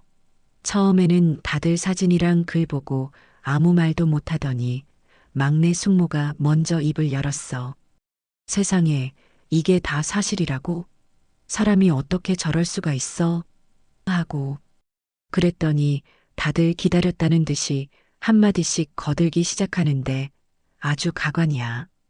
동생의 말에 따르면 처음에는 다들 충격에 빠져 사실 여부를 확인하려 했다고 합니다. 하지만 제가 며느리의 태블릿 PC에서 직접 촬영한 날짜와 시간이 선명하게 찍힌 대화 내용과 돼지라는 이름이 뜬 발신자 화면은 그 어떤 변명도 불가능하게 만드는 빼도 박도 못하는 증거였습니다. 가장 먼저 반응한 것은 아들 태호였습니다. 그는 대화방에 나타나 이것은 모두 조작된 것이며 어머니가 정신이 온전치 않은 상태에서 누군가에게 조종당하고 있는 것이라는 기존의 주장을 되풀이했지요. 하지만 이미 그의 거짓말을 목격한 친척들에게 그런 변명은 통하지 않았습니다. 시댁 쪽에서 가장 어른이신 시삼촌께서 불호령을 내리셨다고 해요. 태호야, 너 정말 이 삼촌 얼굴에 똥칠을 하는구나. 저게 조작인지 아닌지 당장 전문가한테 맡겨서 확인해 볼 수도 있다. 어디서 감히 하늘 같은 어미를 능멸하고 거짓으로 우리를 속이려 들어. 시삼촌의 일갈에 태호는 더 이상 아무 말도 하지 못하고 대화방에서 사라졌다고 합니다. 며느리 서연이는 더 가관이었습니다. 그녀는 울면서 쓰는 듯한 장문의 글을 올려 자신들의 철없는 장난이 이렇게 큰 오해를 불러일으킬 줄 몰랐다며 시어머니를 너무나 사랑하는 마음에 짓궂은 애칭으로 불렀던 것이라고 변명했습니다. 돼지가 애칭이라는 말에 평소 며느리를 예뻐하던 외숙모마저 등을 돌렸다고 하더군요. 새아가 지금 그걸 변명이라고 하는 거니? 우리가 다 눈뜬 장님인 줄 알아? 애칭? 그럼 너희 친정 어머니는 보석이라고 저장해 두었니? 외숙모의 날카로운 지적에 며느리 역시 아무런 대꾸도 하지 못했습니다. 그날 이후 아들 내외는 친척들 사이에서 완전히 투명 인간 취급을 받게 되었습니다.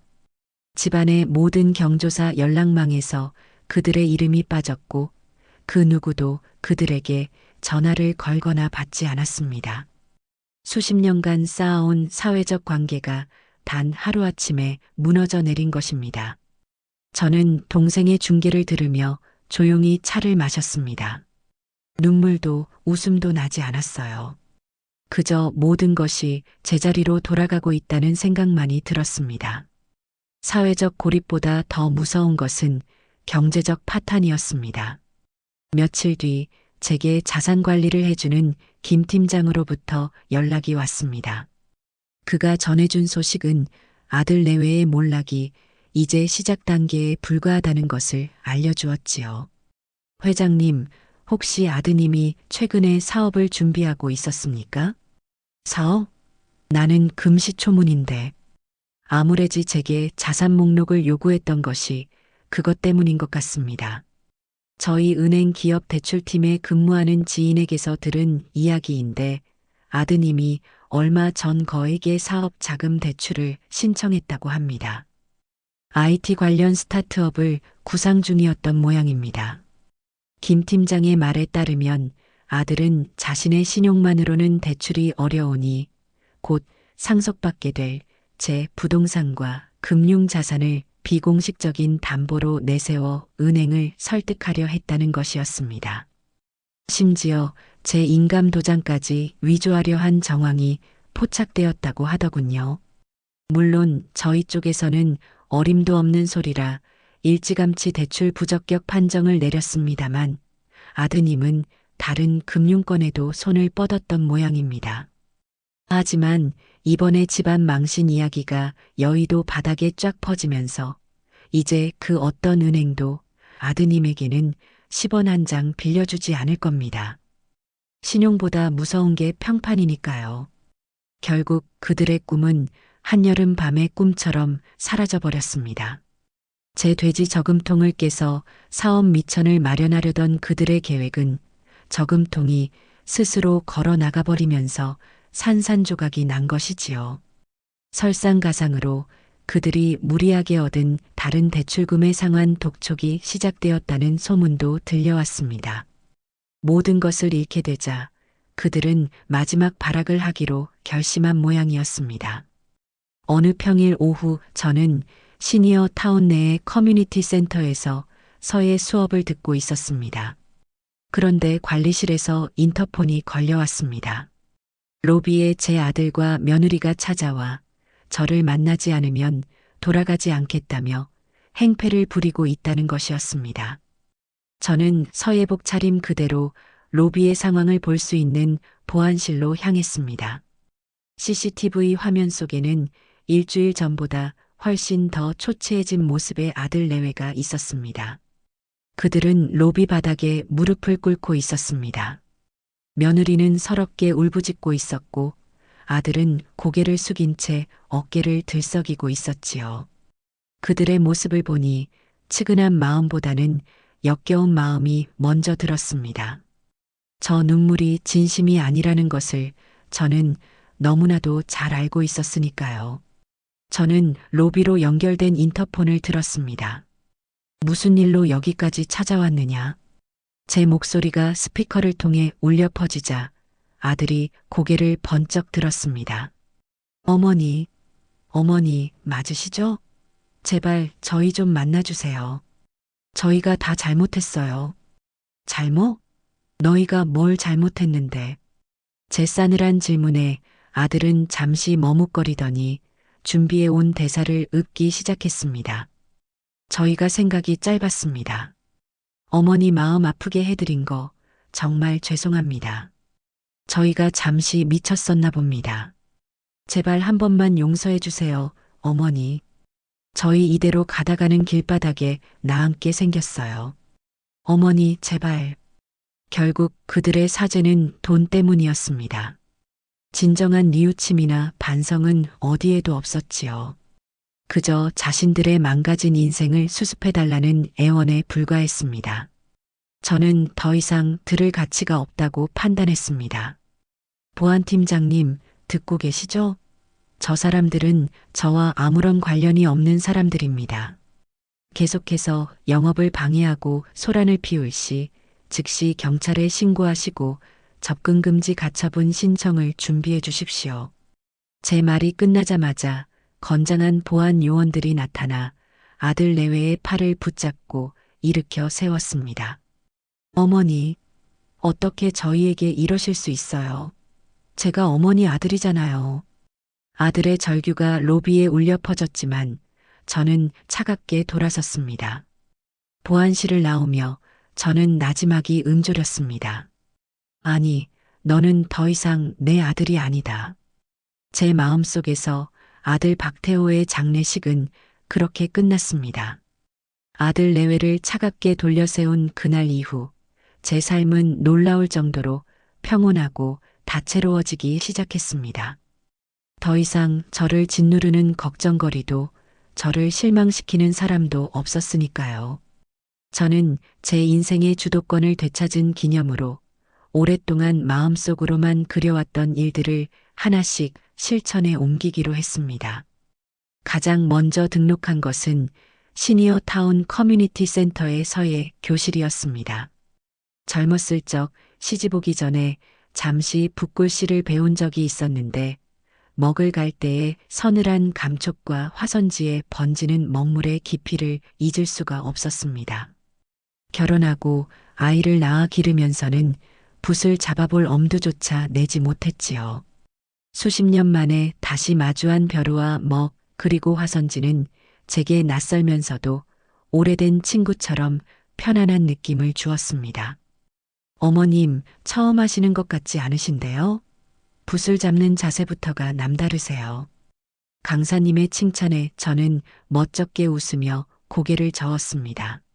하지만 붓을 들어 첫 획을 긋는 순간 잊고 있던 감각이 온몸으로 되살아나는 것을 느꼈습니다. 제 마음속의 분노와 슬픔, 그리고 새로운 삶에 대한 희망과 설렘이 먹물에 녹아들어 화선지 위에서 춤을 추는 듯 했습니다. 저는 매일같이 서예 교실에 나가 글씨를 썼습니다. 때로는 힘찬 기상이 느껴지는 해서체를, 때로는 물 흐르듯 유려한 행서체를 쓰며 제 마음을 다스렸지요. 함께 수업을 듣는 학우들과는 금세 좋은 친구가 되었습니다. 우리는 서로의 글씨를 칭찬해주고 수업이 끝나면 함께 정원에서 차를 마시며 담소를 나누었습니다. 그들은 저를 누구의 엄마나 누구의 할머니가 아닌 연순 씨 또는 서예가 이연순 선생님으로 불러주었습니다. 그 속에서 저는 잃어버렸던 제 이름을 되찾은 기분이었습니다. 두 번째로 실천한 것은 평생의 꿈이었던 해외여행이었습니다. 저는 여동생의 손을 잡고 이탈리아로 떠났습니다. 항상 TV나 책으로만 보던 콜로세움과 바티칸 성당을 제 두 눈으로 직접 마주했을 때의 감동은 말로 다 표현할 수 없었습니다. 우리는 로마의 노천 카페에 앉아 진한 에스프레소를 마시고 피렌체의 두오모 성당에 올라 아름다운 도시의 정경을 가슴에 담았습니다. 베네치아에서는 곤돌라를 타고 좁은 수로를 따라 흐르며 낭만적인 노래를 들었지요.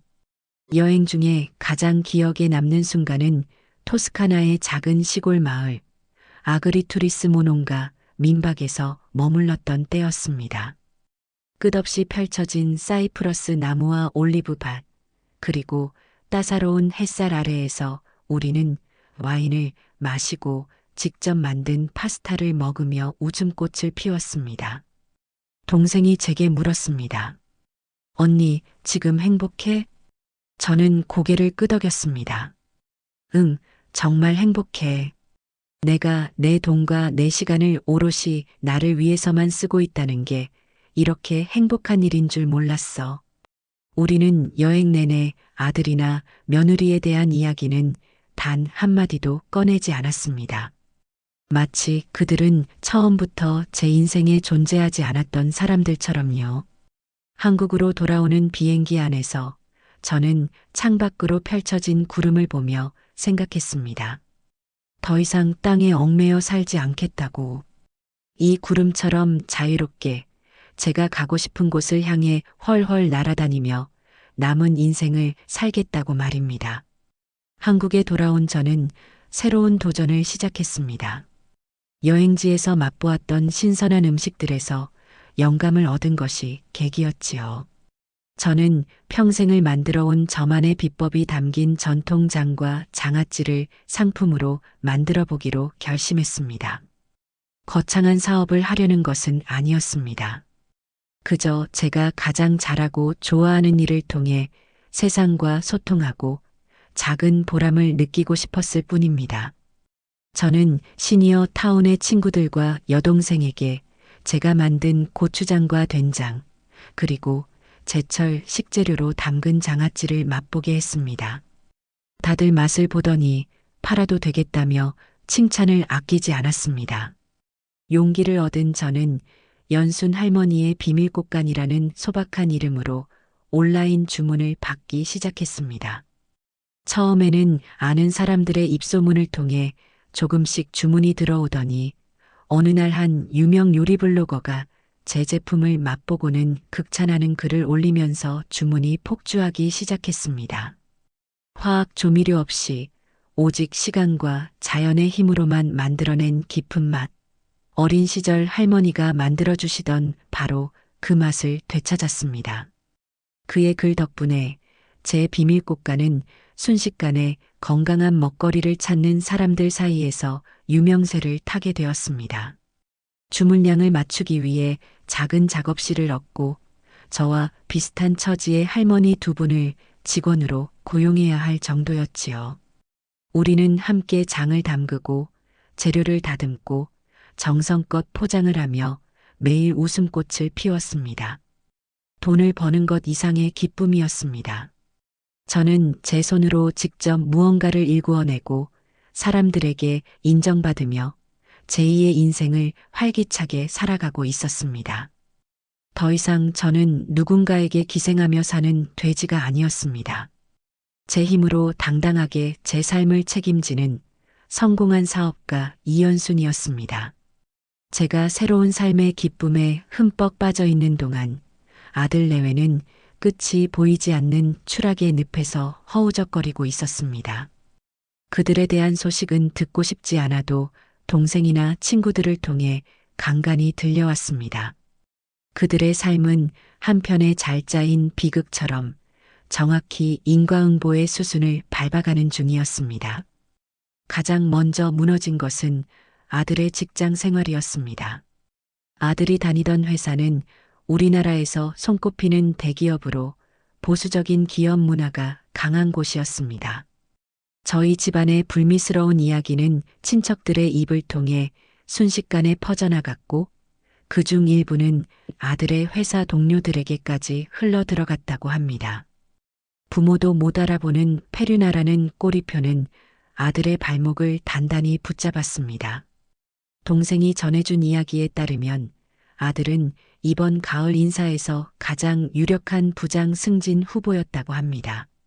하지만 회사의 임원진들이 아들에 대한 소문을 듣고는 가정의 기본도 지키지 못하는 사람에게 어떻게 부서의 리더를 맡기겠냐며 승진을 보류시켰다고 하더군요. 결국 아들 대신 그의 입사 동기가 부장으로 승진했고 아들은 하던 프로젝트에서도 배제되어 한직으로 밀려났습니다. 회사 내에서 따돌림을 당하는 것은 물론 점심시간이면 혼자 밥을 먹는 신세가 되었다고 했습니다. 직장에서의 실패는 가정의 불화로 곧장 이어졌습니다. 경제적 어려움과 사회적 고립 속에서 아들과 며느리는 서로를 탓하며 매일같이 싸운다는 소문이 들려왔습니다. 예전에는 동네에서 소문난 인꼬부부 행세를 하더니 이제는 서로를 잡아먹지 못해 안달인 원수가 되었다고 해요. 여동생의 친구가 마침 그들 옆집에 살고 있었는데 밤마다 고성이 오가는 소리에 잠을 설칠 지경이라고 했습니다. 이게 다 너 때문이야. 그깟 휴대폰에 왜 그런 미친 이름을 저장해놔서 이 사달을 만들어. 뭐, 이게 내 잘못이라고? 당신은 뭐 잘한 거 있어? 어머니 재산으로 사업할 생각에 들떠서 바람 넣은 건 당신이잖아. 당신의 그 탐욕스러운 계획 때문에 우리가 이렇게 된 거라고. 웃기지 마. 너는 탐욕 없어? 명품 가방 사달라고 조를 땐 언제고.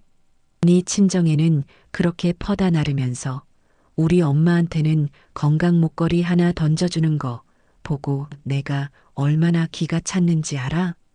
서로의 가장 아픈 곳을 찌르는 비난전은 끝이 없었다고 합니다. 그들의 사랑과 존경은 결국 돈이라는 얕은 기반 위에 세워진 모래성이었던 것입니다. 파도가 한번 들이닥치자 흔적도 없이 무너져 내린 것이지요. 그 와중에도 제 마음을 가장 아프게 하는 것은 손주 우준이에 대한 걱정이었습니다. 매일같이 싸우는 부모 밑에서 아이가 얼마나 큰 상처를 받을까 생각하면 가슴이 미어졌습니다. 아니나 다를까 며칠 뒤 동생에게서 전화가 왔습니다. 며느리가 우준이를 앞세워 동생의 집으로 찾아왔다는 것이었습니다. 언니 강서연이 우준이 데리고 우리 집에 왔었어.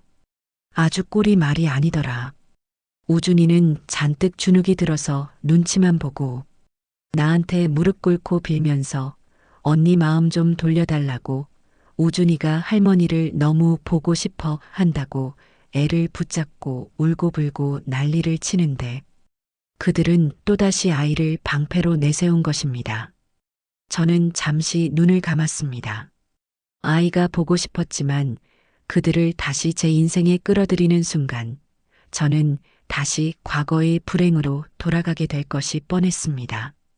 저는 냉정하게 마음을 다잡았습니다. 우준이가 마음에 걸리지만 그럴수록 더 단호해야 해. 그 아이의 미래를 위해서라도 말이야.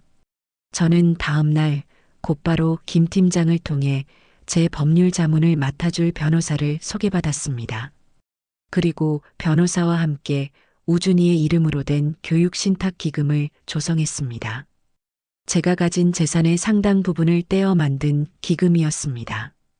이 기금은 우준이가 성인이 되어 대학에 가거나 사회생활을 시작할 때 오롯이 그 아이만을 위해 쓰일 것입니다. 그리고 가장 중요한 조항을 달았습니다. 친권자인 박태호와 강서연은 이 기금의 존재를 알 수도 절대 손을 댈 수도 없다는 것. 아이에 대한 사랑은 이런 방식으로 지키면 되는 것이었습니다. 제가 법적인 조치까지 완벽하게 마무리했다는 소식이 어떻게 들어갔는지 며칠 뒤 아들에게서 마지막 발악과도 같은 연락이 왔습니다. 물론 제게 직접 온 것은 아니고 동생에게 전달된 메시지였지요. 아들은 며느리와 이혼하겠다며 모든 것이 며느리의 잘못이었고 자신은 그저 휘둘렸을 뿐이라고 주장했습니다. 이제라도 어머니를 모시고 효도하며 살고 싶다고 제발 단 한 번만이라도 만나게 해달라고 애원했다고 합니다. 그래서 뭐라고 했니? 내가 뭐라고 해. 꿈 깨라 이놈아. 네가 어떤 놈인지 내가 다 아는데 어디서 약을 팔아 하고 욕 한 바가지 해주고 차단해버렸지. 언니, 저놈이 아직도 정신을 못 차렸어. 강서연이랑 짜고 치는 고스톱일 수도 있어. 동생의 말대로였습니다. 그는 마지막까지 저를 기만하려 한 것입니다. 그 메시지를 끝으로 제 마음속에 남아있던 한 톨의 연민마저 완전히 사라졌습니다. 그들은 결코 변하지 않을 것입니다. 저는 제 선택이 100번, 1000번 옳았음을 다시 한번 확신했습니다. 제가 만든 전통장이 입소문을 타고 연순 할머니의 비밀꽃간이 제법 자리를 잡아가던 어느 날 제 몸에 작은 이상 신호가 찾아왔습니다. 사물이 안개가 낀 것처럼 뿌옇게 보이기 시작한 것이지요. 병원을 찾았더니 의사는 노화로 인한 백내장 초기라는 진단을 내렸습니다. 다행히 심각한 상태는 아니었고 간단한 수술로 시력을 되찾을 수 있다고 하더군요. 저는 조금도 망설이지 않고 수술 날짜를 잡았습니다. 제 몸은 제가 책임지고 관리해야 하는 가장 소중한 자산이니까요. 수술을 위해 며칠간 입원해야 한다는 사실을 여동생과 가까운 친구 몇몇에게만 알렸습니다. 혹시라도 이 소식이 아들 내외의 귀에 들어갈까 염려스러웠기 때문입니다. 그들은 분명 이 상황을 자신들에게 유리하게 이용할 기회로 여길 테니까요. 저는 만일의 사태에 대비해 입원 수속을 밟으며 병원 원무과에 신신당부를 했습니다.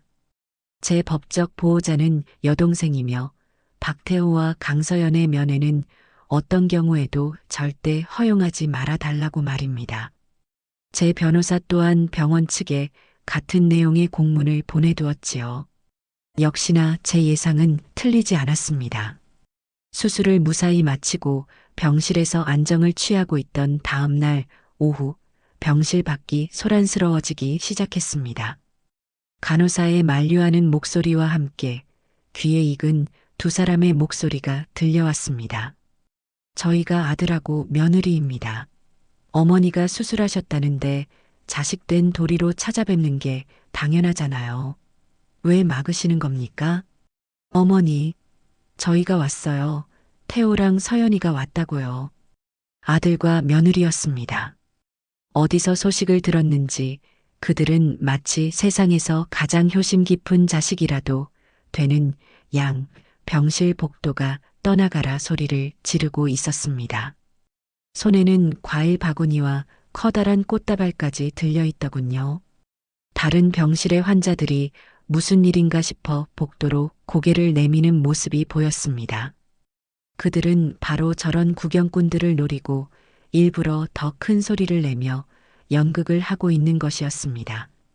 잠시 후 간호가장이 굳은 얼굴로 제 병실로 들어왔습니다. 이연순 어르신, 정말 죄송합니다. 밖에 저분들이 막무가내로 어르신을 뵙겠다고 고집을 부려서요. 저희가 분명히 어르신의 뜻을 전달했는데도 자신들이 유일한 직계가족이라며 막무가내입니다. 저는 쓴웃음을 지으며 고개를 저었습니다. 괜찮습니다. 예상했던 일이니까요. 절대 들여보내지 마세요.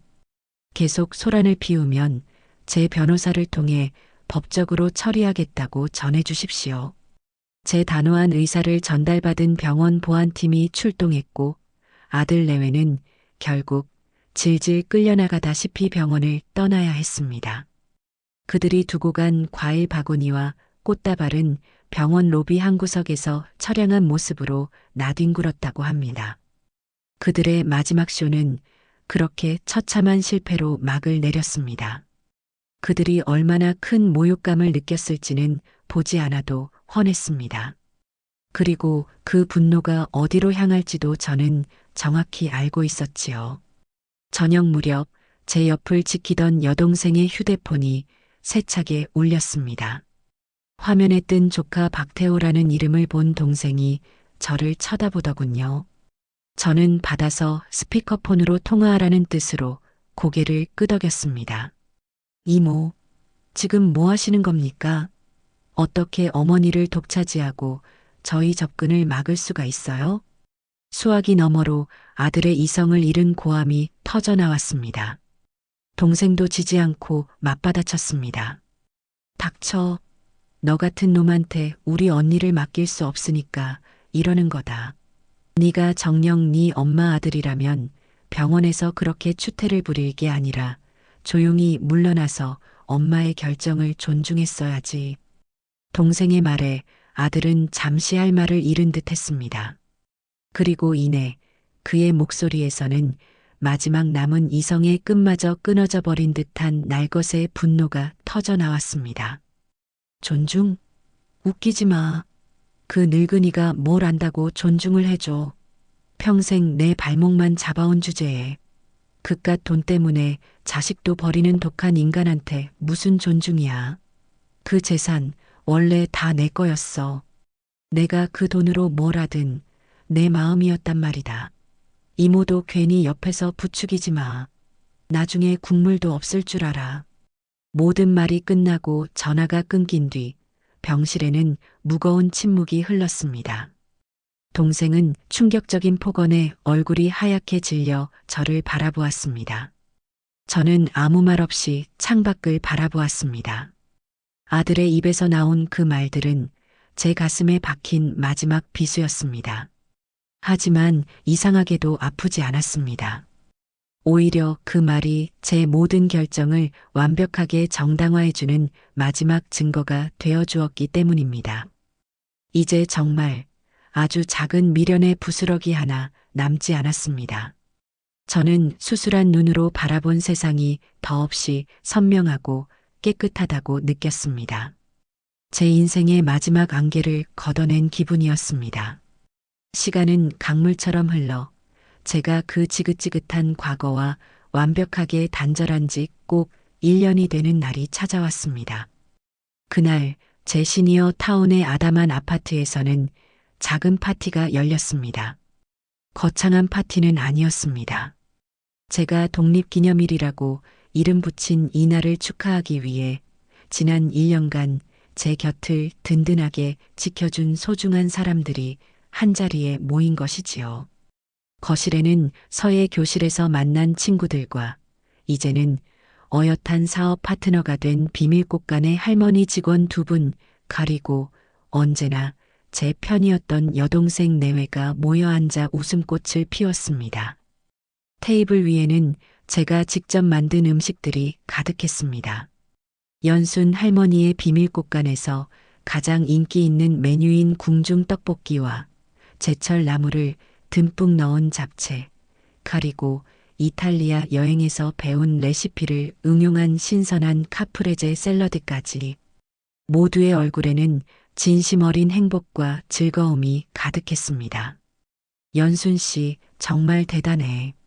1년 전만 해도 그렇게 힘들어했는데 지금은 이렇게 멋진 사업가에 우리 서예반의 에이스가 되었잖아. 그러게 말이에요, 사장님. 저희가 사장님 덕분에 이 나이에 일하는 기쁨을 다시 알게 됐잖아요. 정말 감사해요. 친구들과 직원들의 칭찬에 저는 손을 내저으며 웃었습니다. 다 여러분들이 도와주신 덕분이에요. 저 혼자서는 절대 못했을 겁니다. 우리는 함께 와인 잔을 부딪히며 서로의 건강과 행복을 기원했습니다. 창밖으로는 따사로운 햇살이 쏟아져 들어왔고 거실에는 사람들의 기분 좋은 웃음소리가 가득했습니다. 1년 전 아들 내외가 차려주던 억지스러운 생일상을 받던 때와는 비교할 수 없는 진정한 축복의 시간이었습니다. 파티가 한창 무르익을 무렵 여동생이 제게 다가와 조용히 말했습니다. 언니, 저쪽 가서 나랑 얘기 좀 해. 동생을 따라 베란다로 나가자 그녀는 조심스럽게 입을 열었습니다. 그 사람들 결국 이혼했대. 그 사람들이 누구를 가리키는지 저는 단번에 알 수 있었습니다. 아들 태호와 며느리 서연이었습니다. 며칠 전에 법원에서 최종 판결이 났다고 하더라. 아주 진흙탕 싸움도 그런 개싸움이 없었대. 서로 네 잘못이니 내 잘못이니 물어뜯고 남은 재산 몇 푼 가지고 머리끄덩이 잡고 싸우고 동네 창피해서 다들 고개를 절레절레 저었다고 하더라고. 동생이 전해준 이야기에 따르면 그들은 결국 빚더미를 감당하지 못하고 살던 아파트마저 처분했다고 합니다. 재판 과정에서 서로의 온갖 치부가 드러났고 시어머니를 돼지라고 부르며 재산을 탐했던 이야기는 이혼 사유의 중요한 증거로 채택되었다고 하더군요. 결국 위자료 한 푼 받지 못하고 쫓겨난 서연이는 친정으로 돌아갔지만 친정에서도 골칫덩어리 취급을 받으며 힘겹게 지내고 있다고 했습니다. 아들 태호 역시 회사에서 완전히 신임을 잃고 월급마저 압류당하며 혼자 좁은 원룸에서 지내고 있다고 들었습니다. 동생의 이야기를 듣는 제 마음은 이상하리만치 평온했습니다. 기쁘지도 슬프지도 않았습니다. 그저 올 것이 왔구나 하는 생각이 들었을 뿐입니다. 그들의 불행은 제가 만든 것이 아니었습니다. 그들 스스로의 탐욕과 어리석음이 불러온 지극히 당연한 결과였을 뿐이지요. 언니, 이제 정말 다 끝났어. 언니를 괴롭힐 사람은 더 이상 이 세상에 없는 거야. 동생의 말에 저는 조용히 고개를 끄덕였습니다. 그래, 이제 정말 모든 것이 끝났다. 그날 밤 손님들이 모두 돌아가고 난 뒤 저는 고요한 거실에 홀로 섰습니다. 그리고 벽에 걸린 커다란 거울 앞에 다가가 제 모습을 비춰보았습니다. 거울 속에는 하얀 머리가 희끗희끗한 72살의 늙은 할머니가 서 있었습니다. 몸은 여전히 통통했고 얼굴에는 세월이 새겨놓은 주름이 자글자글했습니다. 하지만 눈빛만은 달랐습니다. 예전처럼 슬픔이나 불안, 체념 같은 것들은 보이지 않았습니다. 그 대신 스스로의 삶을 온전히 책임지는 사람에게서만 볼 수 있는 단단한 평온함과 자신감이 깃들어 있었지요. 저는 거울 속의 저를 향해 나지막이 속삭였습니다. 너는 돼지가 아니야. 너는 돼지 저금통도 아니야. 너는 이연순이야. 아주 멋지게 제2의 인생을 살아내고 있는 자랑스러운 이연순이라고. 거울 속의 제가 저를 향해 환하게 웃어주었습니다. 지난 1년간의 모든 시름과 아픔이 그 미소 속에 녹아내리는 듯 했습니다. 이것이 제 완전한 승리였습니다. 그들의 파멸이 아닌 나의 행복. 그것이야말로 제가 그들에게 할 수 있는 가장 통쾌하고 완벽한 복수였습니다. 저는 조용히 거실 불을 끄고 침실로 향했습니다. 내일 아침에는 비밀꽃간의 신제품 개발을 위해 이른 새벽부터 시장에 나가야 했습니다. 제 인생은 이제 과거를 돌아볼 틈도 없이 오직 희망찬 내일을 향해 바쁘게 흘러가고 있었습니다. 몇 해의 시간이 더 흘렀습니다. 저는 여전히 건강하고 활기차게 제 삶을 꾸려나가고 있었죠. 연순 할머니의 비밀꽃간은 이제 알만한 사람들은 다 아는 제법 이름난 프리미엄 전통 식품 브랜드가 되었습니다. 저는 경영의 대부분을 함께 일해온 동료 할머니들과 젊은 직원에게 맡기고 일주일에 두어 번 작업실에 들러 제품의 맛을 관리하는 고문 역할에 만족하며 여유로운 노년을 보내고 있었습니다. 서예 실력도 일취월장하여 작은 개인전을 열기도 했지요. 그러던 어느 봄날 제게 낯선 주소로부터 한 통의 편지가 배달되었습니다. 발신인의 이름은 강서연. 제 기억 속에서 거의 지워져 가던 전 며느리의 이름이었습니다. 저는 잠시 망설이다가 조용히 편지 봉투를 뜯었습니다. 편지지는 몇 번을 고쳐 쓴 듯 꾸깃한 흔적이 남아 있었습니다. 어머니께 이 편지를 붙일 자격이 저에게 없다는 것을 잘 압니다. 그래도 꼭 한 번은 제 마음을 전하고 싶었습니다. 용서받기 위해서가 아닙니다. 그저 저 자신을 위해 이 말을 하지 않고서는 앞으로 나아갈 수 없을 것 같아서입니다. 어머니, 정말 죄송했습니다. 편지의 내용은 담담했습니다. 예전처럼 저를 속이려는 교활함이나 자신을 변호하려는 가식은 느껴지지 않았습니다. 그녀는 이혼 후 겪었던 힘겨운 시간들에 대해 짧게 털어놓았습니다. 사람들의 손가락질과 냉대 속에서 비로소 자신이 어머니께 저질렀던 행동이 얼마나 잔인하고 어리석었는지를 깨닫게 되었다고 했습니다. 저는 어머니를 돈으로만 보았습니다. 어머니의 사랑과 헌신을 당연하게 여기며 그것을 제 욕심을 채우는 도구로만 생각했습니다. 돼지라는 이름은 어쩌면 제 안에 있던 탐욕스러운 괴물에게 붙여준 이름이었을지도 모릅니다. 돌이킬 수 없는 상처를 드린 점 평생을 반성하며 살겠습니다. 부디 건강하십시오. 편지는 그렇게 끝맺어져 있었습니다. 저는 편지를 곱게 접어 다시 봉투에 넣었습니다. 그녀의 사과가 제 마음을 움직이지는 못했습니다. 이미 엎질러진 물이었고 흉터는 아물었지만 사라지지는 않았으니까요. 하지만 이상하게도 마음 한구석을 무겁게 짓누르던 마지막 응어리가 스르르 풀려나가는 기분이었습니다. 저는 그 편지를 서랍 깊숙한 곳에 넣어두었습니다. 그것으로 충분했습니다. 그리고 얼마 지나지 않아 제 변호사를 통해 더욱 놀라운 연락이 전해졌습니다. 손주 우준이가 저를 만나고 싶어 한다는 것이었습니다. 어느덧 늠름한 청년으로 자라 올해 대학교에 입학하게 되었다고 하더군요. 제가 만들어둔 신탁 기금 덕분에 학비 걱정 없이 원하는 공부를 시작하게 되었다며 꼭 직접 뵙고 감사 인사를 드리고 싶어 한다는 것이었습니다. 제 마음은 복잡했습니다. 아이가 보고 싶었지만 그 아이를 통해 다시 과거와 얽히게 될까 두려웠습니다. 며칠을 고민한 끝에 저는 조용한 카페에서 우준이를 만나기로 했습니다. 약속 장소에 먼저 도착해 기다리고 있는데 저 멀리서 훤칠한 청년 하나가 두리번거리며 걸어오고 있었습니다.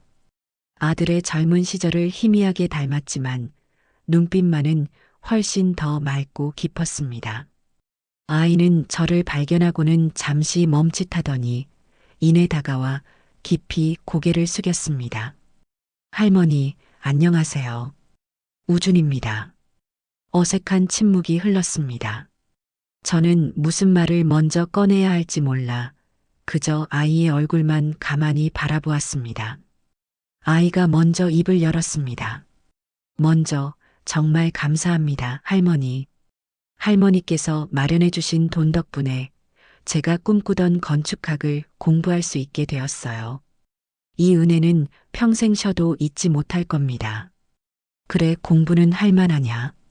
네, 정말 재미있어요.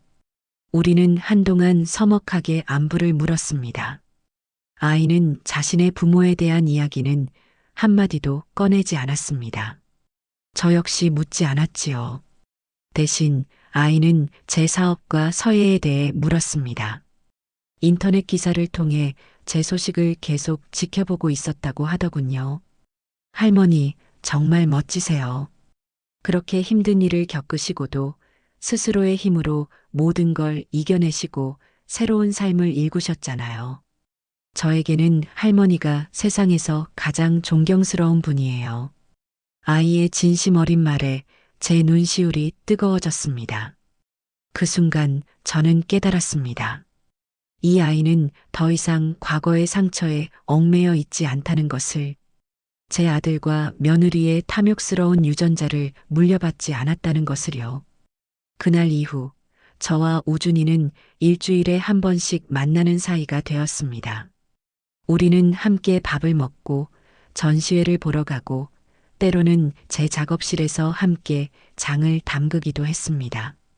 아이는 제게 지난 세월 동안 받지 못했던 따뜻한 위로와 기쁨을 안겨주었습니다. 어느 화창한 주말 오후 저는 우준이를 제 서재로 불렀습니다. 그리고 먼지가 쌓인 붓과 벼루를 꺼내 주었습니다. 우준아, 할머니가 너에게 물려줄 것은 돈이나 땅이 아니란다. 그런 것들은 사람을 병들게 할 뿐이야. 내가 너에게 정말로 주고 싶은 유산은 바로 이런 것들이야. 저는 붓을 들어 화선지 위에 글씨를 쓰기 시작했습니다. 정심, 바른 마음, 어떤 상황에서도 흔들리지 않는 바른 마음, 그리고 내 자신의 힘으로 삶을 개척해 나가는 굳건한 의지. 이것이 할머니가 너에게 물려주고 싶은 진짜 유산이다. 우준이는 조용히 제 글씨를 바라보더니 이내 서툰 솜씨로 붓을 잡았습니다. 저는 아이의 손을 잡아주며 획을 긋는 법을 하나씩 가르쳐 주었습니다. 창밖으로 들어오는 따스한 햇살이 저희 두 사람을 부드럽게 감싸 안았습니다. 저는 제 인생을 훔치려 했던 탐욕스러운 부모로부터 마침내 이 소중한 손주를 구해냈다는 사실에 깊은 평화를 느꼈습니다. 진정한 복수는 상대를 파멸시키는 것이 아니라 그들이 망가뜨리려 했던 것을 끝까지 지켜내고 더 아름답게 피워내는 것임을 저는 제 삶을 통해 증명해내고 있었습니다.